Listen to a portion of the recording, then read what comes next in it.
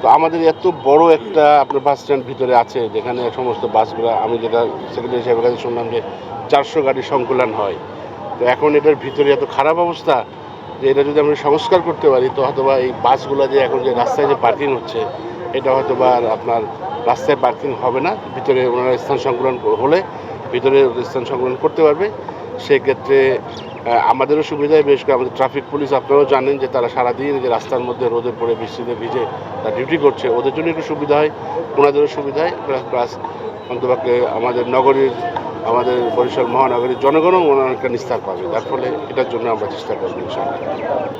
আমি অলরেডি এটা নিয়ে আমি দায়িত্ব নেওয়ার পরে আমি যে গত 7 মে দায়িত্ব নিয়েছিলাম দায়িত্ব নেওয়ার পরে আমি অলরেডি এটা নিয়ে কিন্তু বর্তমানে যে আপনার আমাদের সিটি কর্পোরেশনের যে প্রশাসক রয়েছেন ওনার সাথে আমি অলরেডি টেলিফোনে দুবার কথা বলেছি।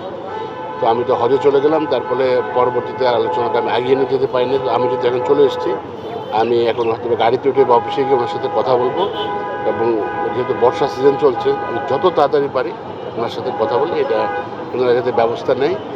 যেহেতু নগর ভবন এখানে আসবে নিশ্চয়ই ওনারা একটা ব্যবস্থা করবেন। আমাদের ওনারা বললো যে পাশে একটা পুকুর আছে ওটা যদি ওনারা অ্যাকোয়ার করে নিতে পারেন নগর ভবন ওখানে বাস টার্মিনাল নিশ্চয়ই একটা বিকল্প ব্যবস্থা করবেন। অথবা আমরা যদি পারি যদি রুটটা যদি কোনোভাবে আপনার যে একটা বাইপাস করে দেওয়া যায় সেক্ষেত্রেও আমরা অবশ্যই কথা বলে ব্যবস্থা করতে পারি।